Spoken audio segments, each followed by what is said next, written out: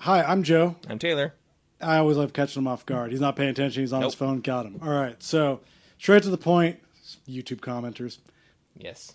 Why foreign buyers are buying all the homes. Now, to preface this, I'm not saying that they're foreigners. I sent an article to Taylor. We brainstorm about the shows all the time. I sent an article to them. It was an article written, was it the LA Times or what was it? It was something, but that was the headline. Foreigners are buying the houses. Foreigners buying. I think the lady was like a white lady too at the bottom too. So it was really funny. Okay. So that's just the whole key. Foreigners are Actually, buying. it was CNBC. Oh, CNBC. Oh, Yeah. that's funny. So yeah, not so liberal are they? They still have the white supremacists writing for them at the bottom of that. The one Trump supporter in the at CNBC. She hates the blank ink. Just kidding, folks. Shut up. Anyways, foreign buyers. Why foreigners are buying all the homes? Okay, so foreigners meaning people not from this country. That's what she's trying to get at. Is people not from this country are buying homes, and they're Outsiders. buying outsiders. So they're buying homes at the highest rate that they've ever bought. They have the highest ownership they've ever had. They've had the highest buying rate ever, and it's growing and growing every day.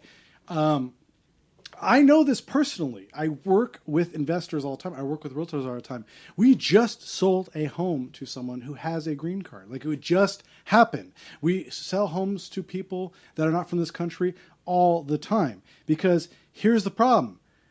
They're buying them. And you out there, Me? it's always Me. Taylor, millennials, you're the problem. I mean, I can do like all kinds of videos. In fact, there's a video going to be coming up, why millennials are the problem, but why they're the problem. But okay, millennials, you're the problem. You're the issue. It's not anyone else. It's not anyone else's fault. You're the problem. Okay? Homes are affordable. They were affordable from 2009, 2010, 2011, 2012, 2013, 14, 15, 16, and there are still homes affordable right now. You're just not looking. By the time you look for the homes that you want, they're all bought because housing isn't waiting 10 years for you to act. They're not mommy and daddy. They're not going to assign you a home after you graduate from school. You have to go get the home that you want. That's how it is. You have to go actually try to buy it. You have to save a little bit of the money to purchase it. You have to string together a couple years of good financial decisions, some good credit to get a home. You actually have to put together some solid decision making to get one. You don't just get to go to the store and buy one. So when they were talking about the article about the avocado toast, it's not the avocado toast why you can't afford a home. It's not. It's the iPhones. It's the other electronics. It's the laptops. It's the tablets. It's the overspending constantly.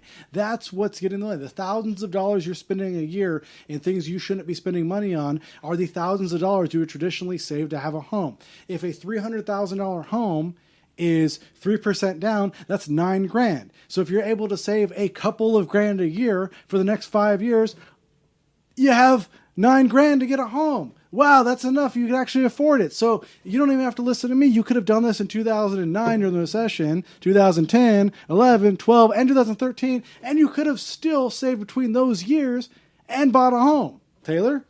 Yes, you already told me. He hears this made bad decisions every day, Yes. all day, and we yell about it all day. And people I know, not Taylor, but other people are still making bad decisions because I was just talking about this today Yes. about how somebody paid that we know, Mr. Bill Gates, paid $1,000 for an iPhone, $1,000, right? I got a new phone, okay? This is my new phone. It is an LG G3. This came out in 2014. This cost me $100 cash. This is why I have more money, because I make decisions like this every single day. And it's not just, it doesn't stop at the phone. It's everything else. So that's my crock pot alarm. We're having a feast in another 30 minutes over here at What Monkey. So I have money because I consciously make decisions to not overspend on crap, on the useless things. I put my money in housing, in real estate, in property ownership. That is why I own properties, because you have to make sacrifices that you wouldn't normally want to make to afford these things. So you're the problem, millennials. You're the problem. The way you think, the way you act, the way you spend, yes, you're the problem. You don't believe me? I'm you. I'm a millennial. I did it. I had to save. I had to do those things. You want to make excuses? I didn't have mommy and daddy to help me with all those things. I didn't have the money to pay for college. I didn't take out the student loans. I didn't make those stupid mistakes. And even though you made the mistakes, you still can do it. Taylor? Yes, I'm still trying to get that through. The other thing is the recession, right? Everyone's Yes. scared of the recession, crying about the recession still. We haven't been in a recession for a long time, people.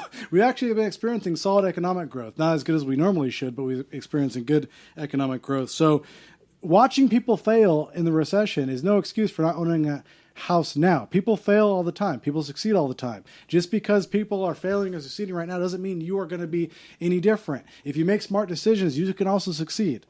Sorry, Taylor had something to say. No problem. I was going to say also, please, because Joe was talking about the recession and the debts, please refer back to our California's Always in a Crisis video for the Let Me Rant. Money is always being lost. Money is always being made. If someone's in a recession, someone's in strong economic growth. If someone is getting laid off from a job, someone's getting hired from a job. Those things are always changing all the time. I believe that's the fire often, fire often, Fire early and often, one of our other videos. I've been fired. I've been laid off. I've built companies. I've had companies fold. I've built other companies. Taylor's been laid off. Taylor's been fired. Taylor's been hired. It's happened to all of us out there. So quit crying. We've been through it. We've been through the same things too. All while Taylor was being laid off from his jobs, he was living on his own, had his own apartment, had his own car payments, had everything. And still at the company we started. Yeah, exactly. Yeah. See? So he was doing it. So don't tell me. If Taylor can do it, no, I'm just kidding. No, it's okay. You can say it. Yeah. I'm not Dre, though, so I'm just saying. Yeah, you're not Dre, the homeless person. Who, I don't know if he's even watching the show anymore. Do we even care? Get back on the streets, Dre, where you belong. Yes, millennials, you're wasting your money. But here's specifically why foreigners are buying homes here. And foreigners, remember, I didn't say it. The article said it. And all my buyers who are investing in our companies that we have and our foreign buyers, keep buying. You guys are great. Everything you guys are doing. Yeah, like seriously, it's annoying when I see people that aren't even people I didn't grow up with and people that didn't grow up here. They are buying homes at a record pace around where we live. They're buying homes, and they're not people buying homes that are just buying homes that are foreigners. They're the rich people in their countries, and by rich, I don't mean like they're the multimillionaires. They're the 1%. I bring this argument up a lot. If China has 1 billion people, right? Billion people, the 1% of China is what? 100,000. I don't know percentages. Yeah, Put me on the spot. Sorry. But no, but also, I was gonna say Taylor will keep you entertained when we do the calculations Jesus Christ. over here. No, but also I just want to say that we refer back to this on I forgot what show it was. It was like a We Tell You show, or Joe tells you that we referred back to 1% and being the top earner or top person in that the $40,000 that we make a year here is considered 1% in that country because of the population and the value of our dollar. Okay, so this is ridiculous. If this is true, this is ridiculous, right? Put this in perspective. Listen and listen carefully. Are you ready for this? I'm listening. If these calculations are correct. Tell me. Oh, this is terrible. The 1% of China at 1 billion people is 10 million people. 10 million people, okay? That's the 1%. Here's the problem. Those 1% aren't just the ones buying homes. It's the other people as well as 1%. So the 1% from other countries like the Middle East or China, they're buying homes that are really nice, like in Beverly Hills. And we've seen this, right? We've seen people that are really rich moving in. But the problem is not the 1%. It's the people that are the 5% that are stringing together a couple $100,000 together. They're stringing together $300,000 together. That they're buying these homes. They're taking their life savings over there, 50 or 60 years working in other countries. And they're taking $300,000 or $400,000 they've saved together, and they're buying homes over here, and they're putting their kids over here in those homes and sending their kids to college, so that way after school, their kids have places to go and live and have a job out here, and maybe possibly bring the family and everyone else over to here. I mean, how often have you seen this? Taylor is from a Hispanic family, right? Yes. I mean, you've seen this, right? You've seen it with other kinds of families throughout California, Asia, Middle East, everywhere else. There's a team mentality, right? There's a team mentality. Bring one does well, bring all over the rest. It is not a thing that is not going to happen. It's not going to happen just because Trump is saying it's not going to happen. You know why? Because his son-in-law, Jared Kushner, is pushing people to invest. And like there was like a sign, there was a Kushner event. He was telling rich Chinese investors how to buy homes in the United States. Really? Like, yeah. And in one of my buddies who works at a company, he said his friend goes to Beijing, and in Beijing it says, come to Irvine. Yes, Irvine, California. Yes, actual Irvine, really Irvine here. So around the other parts of the world, they're actually advertising for you to come over here and buy homes and live over here because you know what? Here's the problem.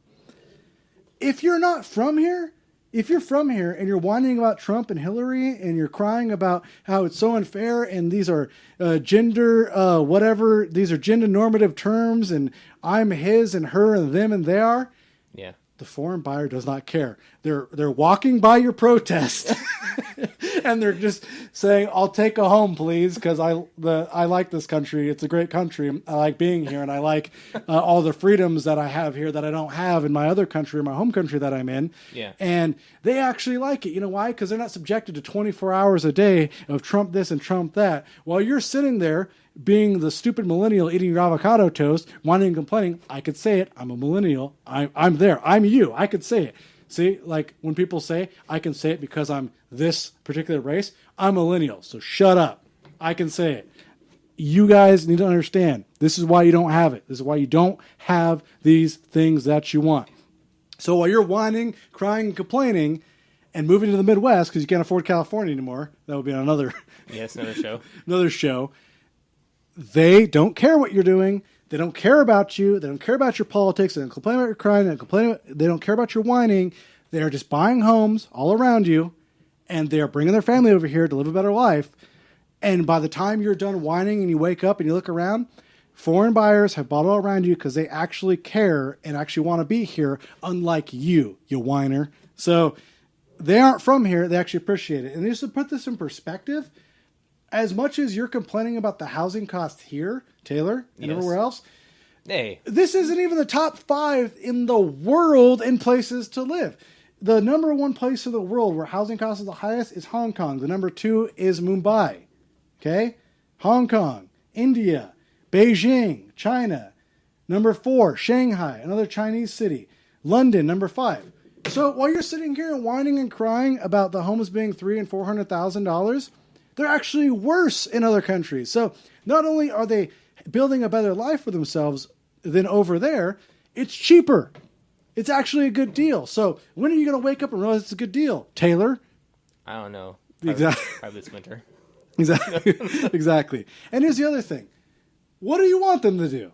What do you want the foreign buyers to do? Do you want them to sit there and just wait for you, you precious American snowflake? Will wait in line behind the Americans twiddling their thumbs to not buy properties for 10 or 15 years? Is it because that they feel that, well, we're not doing anything, so they should follow suit and not do anything too? And Yeah. when I feel, then they can have the run off of what I don't do. Exactly. So how privileged are we as Americans? You talk about like white privilege and everything else. How privileged are we as Americans that we feel that foreigners should not be buying homes because we're still waiting to decide whether or not we think it's worth it to buy one or not?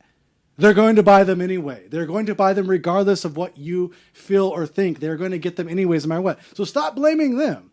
Stop getting mad at them and what they're doing and what they're buying and how they're enjoying properties and how they're enjoying this country. Blame yourself, because by the time you wake up and realize and you talk about, well, it's rich people to blame and we don't have our houses and we don't have affordable housing. Rich people aren't going to be the ones building the affordable housing. The government's going to build affordable housing. And we've seen how those look. You ever been to the projects? You ever seen how governments build stuff? Not very appealing, is it? No. And by the way, when has projects ever gone up in value? I don't know. Yeah. I doubt it. Doesn't happen. In perspective, it's cheap. We're inviting them over because you're not buying it anyway. What was I supposed to do, Taylor, while you weren't buying a house for 10 years? Not have my foreign investors buy houses?